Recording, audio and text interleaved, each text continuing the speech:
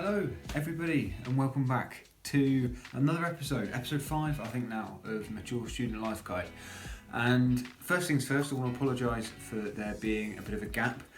Basically I had a really busy week with revision and so on, which I'll get onto later on in the video. And also halfway through the video you might find that the camera angle and the lighting slightly changes. That's basically because I've had to re-record the entire intro because for some reason the footage keeps corrupting and it's really annoying me. Basically, time for an upgrade on the phone. That's kind of why there isn't a video for last week, because the video kept corrupting. I recorded it once and realised that I then couldn't edit it or upload it or do anything with it.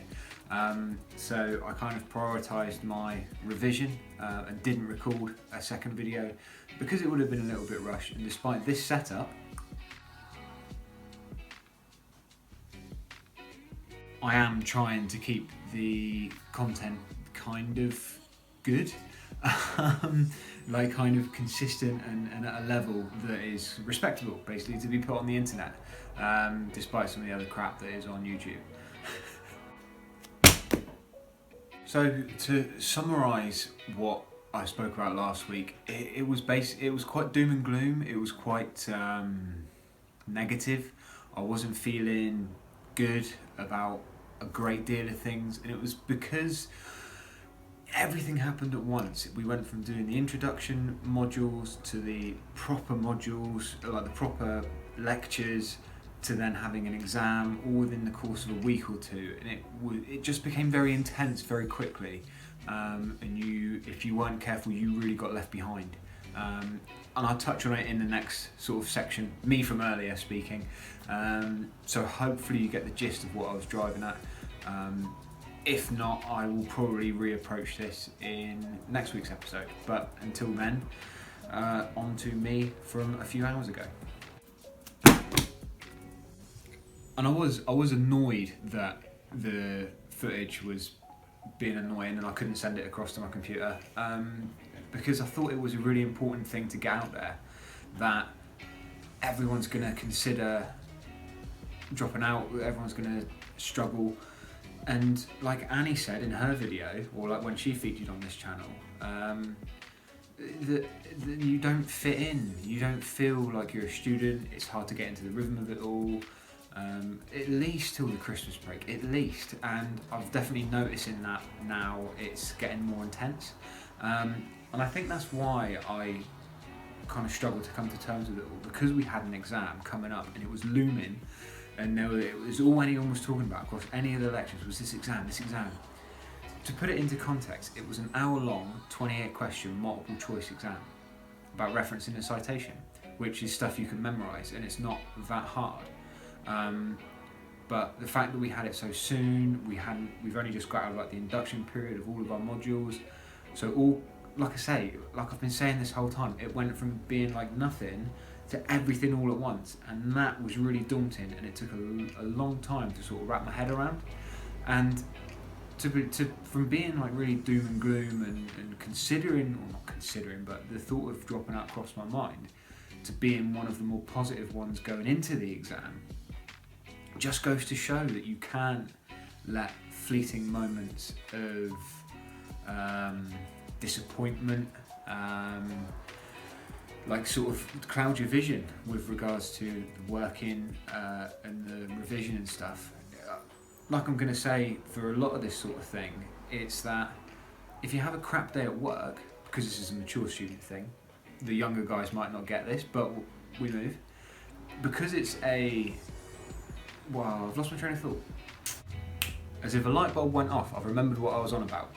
And treat it like a work, treat it like a job. If you have a crap day at work, you can't just quit because of that one crap day. You turn up the next day and the next day and the next day and the next day.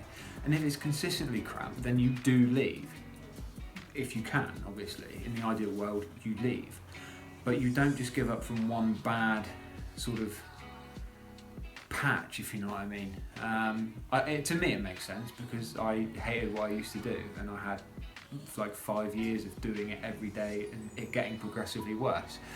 Um, so to me, the one day or the 2 days a week that I hate is way better than every day hating it. So I've kind of got that stubbornness to not let an underlying thought of, oh, maybe this isn't for me, get in the way. So yeah, that's basically what I wanted to get out, and that's kind of what last week was about. So that was that week, and in between that week and the exam, I managed to squeeze in my birthday and half of a chocolate birthday cake. And looking at it now, it's wrapped in cling film, so I hope it actually looks good to the camera, because I'm not going to know until I edit this. That can live there. So yeah, then it was Monday, which was again the Excel thing, which for the first time since I've been here, I was actually quite buoyant going into this lesson, or this lecture, I suppose you call it now. It's not secondary school anymore. But yeah, it was good. I've done another mock exam, because you've got to get a certain percentage consistently to be able to take it early. I am aiming for that, because again I'm fast track, so everything's condensed into 2 years as opposed to 3 or 4. I want to get as much of the little distractions out of the way as quick as I can. But yeah, so continue working towards that. So Monday was the first time, a very good Monday. Tuesday, which is today, the day I'm recording this, was the exam. I got up really early, went from like 6 o'clock, half 6 o'clock I think it was, went for a run, showered, done like an hour and a bit of revision, then went to the exam, sat the hour exam, and I felt coming out of it as good as I did going in, to be fair. I used all of the hour, even though I think there was 60 people doing the exam, and all but 5 of us left early, which I think all 5 that stayed were mature students, so read into that what you will. But it was all on computer, but it's multiple choice, box ticking. I'm not the quickest reader, so I guess that's kind of where I stayed behind. But I finished in 45 minutes, so I just used the extra quarter of an hour to go over and check and double check and make sure you've got no stupid mistakes. Because it's positive marking, each correct answer is a point effectively. So it's out of 28 points, but it's still done in percentages. So 1 mark can be the difference between, well, like a big chunk of percent, it's like 4%. 1 mark will make the difference for. So, you you miss 1 or 2 stupid ones, and that's the difference between like a first and 2-2, or like a 2-1 and a pass, a basic pass. So it definitely pays to look over everything, to keep going over it. But yeah, so that was today.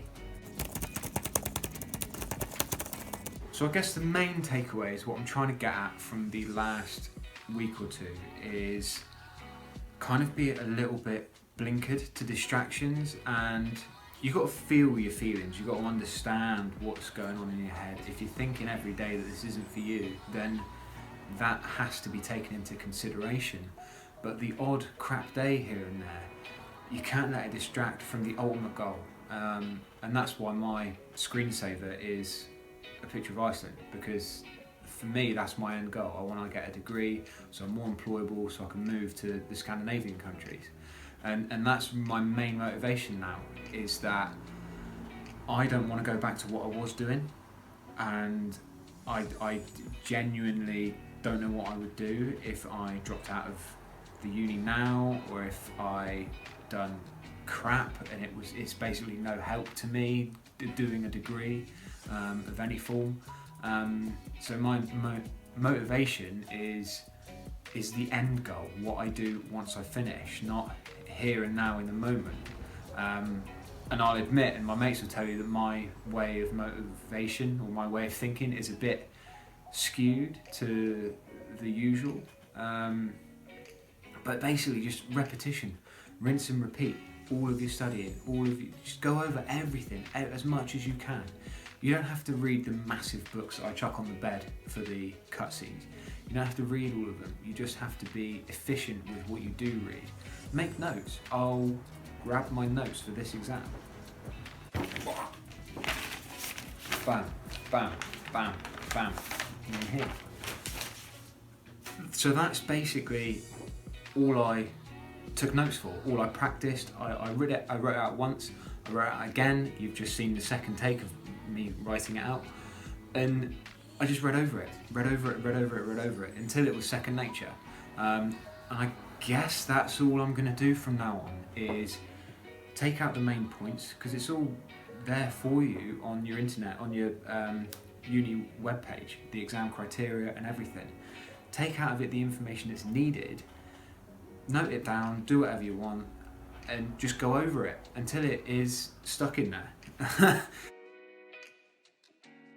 Finally, in other news regarding this channel, my YouTube account's finally been activated for live streaming. So I can now finally do the football watch-alongs, which I've been threatening to do. How consistent they'll be, I don't know. How entertaining they'll be, will be very bloody entertaining. And these weekly videos, I'm going to try and get either like ex-students, so I've got 2 or 3 friends and their partners who are all graduated now, what they're doing. I can send in questions. If you want to ask them questions, you've got things you want to know, send them in, pop it in the comments, email me. Yeah, just and then I can relay that information and they can answer it for people who have been there and have done it or are doing it. Ask me questions, I'm happy to answer. I'm not the perfect student, as hopefully you've gathered, but you know, advice, talk, a problem shared is a problem halved. And yeah, so that's the plan. I'm going to talk to more students on my course now, because we're properly in groups for presentations, so I feel a bit more comfortable asking them now that there is an open conversation there. It's a bit less awkward saying, would you like to be in a video? No, you weirdo. But now there's the possibility, seeing as I am talking to these people pretty much every day. But yeah, so that's the plan. And hopefully you've enjoyed. Again, sorry for the gap. But yeah, thanks for watching.